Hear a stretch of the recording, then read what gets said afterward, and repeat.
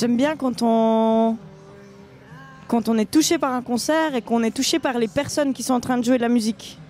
Et qu'on voit l'humain derrière son instrument ou qui est en train de chanter. Et s'il transmet quelque chose de lui, du fond de lui, alors ça touche. Et ça me touche. Et c'est ça que je cherche quand je vais voir des concerts. Et c'est ça que j'ai un peu envie de transmettre aussi par la musique que je fais et qu'on fait sur scène.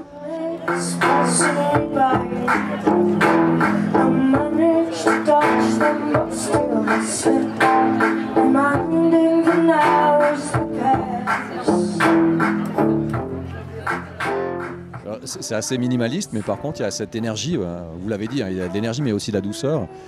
Trouver cet équilibre sur scène, c'est facile ou pas forcément? Ça a mis du temps pour vous? De toute façon, c'est toujours en évolution.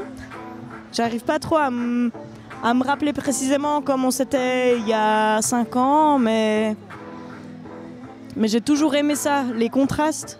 Et puis pouvoir jouer une chanson qui est très douce, et puis jouer juste après une chanson qui est presque violente. J'aime bien que ces choses-là cohabitent dans la musique en général et dans les concerts qu'on fait. Alors dans l'écriture, c'est facile de tendre aussi dans cette direction-là? Ou pas forcément? C'est vrai que quand on est sur scène, quand il y a cette vibration, on parlait des notes, des mots, mais il y a aussi la vibration quand on vit ça. Mais sur papier, en studio, c'est peut-être moins évident? En fait, ces chansons, elles ont été construites sur scène. Je les ai écrites chez moi d'abord. Ça part des fois une phrase qui me plaît ou qui me vient en tête et qui est accompagnée par une mélodie. Ensuite, je prends une guitare.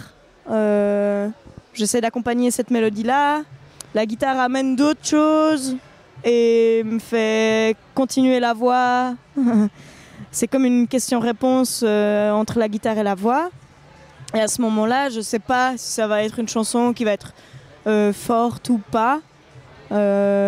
Et je ne sais pas non plus forcément de quoi elle va parler. Et c'est au fur et à mesure comme un peu un archéologue qui est en train de creuser pour essayer de... Ah, il voit qu'il y a quelque chose, il doit creuser autour, essayer de ne pas abîmer ce qu'il voit. Et au final, il arrive à sortir quelque chose de terre. Écrire une chanson, c'est un peu comme ça.